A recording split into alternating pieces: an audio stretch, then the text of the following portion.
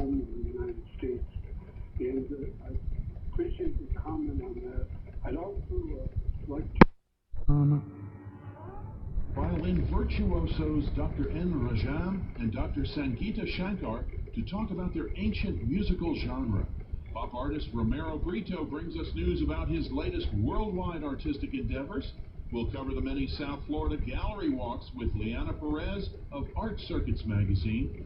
Annie Newman has exciting Keys events on our calendar, and humorous Buzz Fleischman talks tourism on the Radio Buzz. South Florida Arts Beat coming up right after this news update from NPR.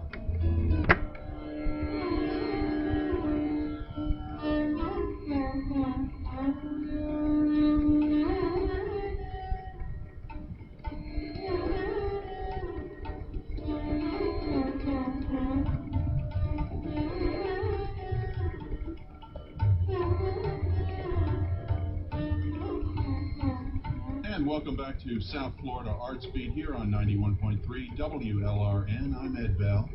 In concert tomorrow night at the Broward County Main Library Auditorium are two virtuosic violinists performing Hindustani classical music. D.N Rajam and her daughter, Dr. Sangeeta Shankar, will be joined by a third generation of musicians, Dr. Shankar's daughters, Ragini and Nandini, who are also violinists. In concert for the Association of Performing Arts of India and sponsored by Tim and Vicki Richards, the performance will reflect an ancient musical genre 6,000 years old. Welcome to South Florida Arts Beat Doctors, Dr. Rajam and Dr. Shankar. Good afternoon. It's an honor to have you join us here. It's our pleasure and privilege. Since we have too little time together, if I might ask you, Dr. Shankar, to give me just a brief history of the Hindustani music that you all will be performing. You tell me it's about 6,000 years old. Perhaps some of the world's earliest written music? Absolutely. I mean, the earliest references that we have to Indian classical music is somewhere around 4000 BC. And it's associated with mythology, gods and goddesses. It's more of, it's sacred. It's related to meditation and the union of the soul with the sublime. That's in short what our music is all about. And we don't do justice because we need a long amount of time on the air to talk about the history, but will you all be performing some works that might be thousands of years old? Of course, yes. Wow. Sure. That's incredible. Now, does the music allow for additions from new generations, for new interpretations? See, basically Indian classical music is 5% memorized things and 95% creativity, improvisation. Oh, a lot of improvisation. Yeah, so there's always scope for every individual to be as creative as they like within the structure. Oh, that is the uniqueness of Indian classical music. Now, you both are educators as well, and you have a music company, so you're releasing recordings and published works. That's right. We have a company called Legendary Legacy. The website is legendarylegacy.com. Legendary Legacy? Yes, that's right. .com. And right now we have a wide range of Indian Hindustani classical music, and we'll be adding lots more of all other kinds of music as well. But our specialty is we're creating an educational package for children, wherein we teach values through music to children. That's magnificent. That's great to hear. Now, Dr. Rajam, tell me about your instrument, the violin. How has it been adapted for Hindustani music? Talk to me about special tunings and bowing and fingering techniques. Yeah. Violin was introduced into India, say, some 250 to 300 years back. It first came to the southern part of the country. And the musicians there, they were fascinated by the tone of the instrument and started adapting to Carnatic music. As you perhaps know, there are two systems of music. One is the Carnatic systems and the other is the Hindustani music, which is prevalent in the northern part of the country.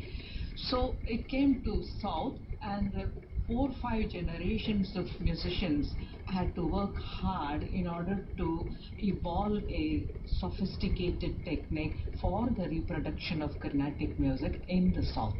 Now, so far as the North is concerned, it came to the North about 100 years back. And you would be interested to know that violin is played in two different styles in the North. There is an instrumental style, the style which is found in sitar, sarod and similar instruments. That is called the instrumental style, gadkari. The other is called gaiki ang. Gaiki means vocal style. You try to play exactly like a vocal musician. And I understand this is your innovation? Yeah. I have worked very hard in this direction, and I've a very highly sophisticated technique for the reproduction of vocal music on the violin.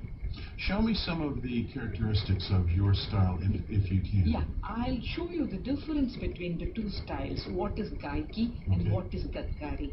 I'll take one line and I'll play the same line in the gadkari and the gaiki system. Here is the line, it goes like this. The gadkari, the instrumental style is this. This is tuned to E. The tonic is E.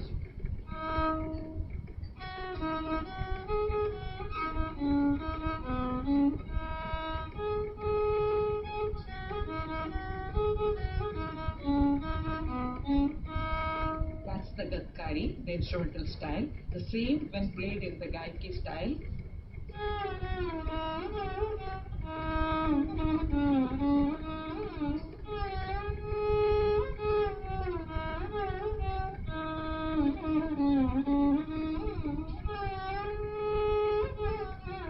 I'll give another example. See, we have an ornamentation called tan. Tan means rendering the notes in a fast tempo. If it is a phrase, if it is rendered in the instrumental style,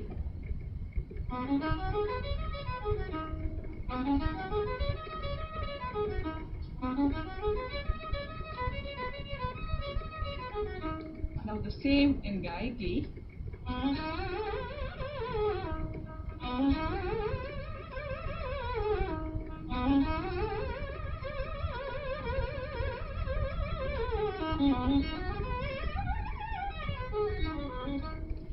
In fact, in Indian music, plain notes are seldom rendered. For instance, take the very first lesson, the basic notes.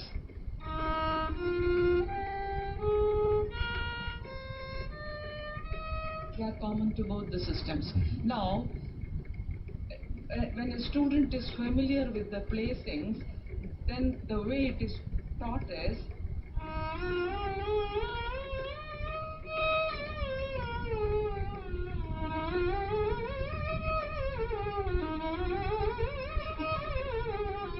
You can hear more of a vocal style, and that's marvelous. Yeah, and that was your innovation, or was that something that kind of grew up spontaneously as people were improvising? No, or? the thing is, I am coming from the south of India. I have been playing Carnatic music for 10 to 12 years when I switched over to Hindustani. So in Carnatic music, there is no separate style for instruments. Whatever may be the instrument, only the vocal style is followed. So when I entered the field of Hindustani music, all the violinists were playing only the instrumental style. I thought, why not try the vocal style on the instrument? Because violin is a bowed instrument, and so you get continuity of tone. And on instruments where you get continuity of tone, vocal suits most. That's magnificent. Thank you for that illustration. Ladies, we just have 2 more minutes, but I'd like to find out who else will be performing with you this weekend in Broward County. Yeah. I have a student, Vicky Richards. She comes from Miami. She had come to Banaras. I was in the university, Banaras Indian University, teaching music in the faculty there. So Vicky had come at that time. She had taken lessons from me for quite some time. She has been practicing Indian music since then very sincerely and very dedicatedly. So she will be playing with me tomorrow in the concert. In the second half of the concert, she will be joining me. And your percussionist, your top? Yeah, we have a young percussionist. He's Vinayak Netke. He's very talented. And Dr. Shankar, your daughters will be playing? Yeah, my daughters will be playing too, Ragini and Nandini, 16 and 13.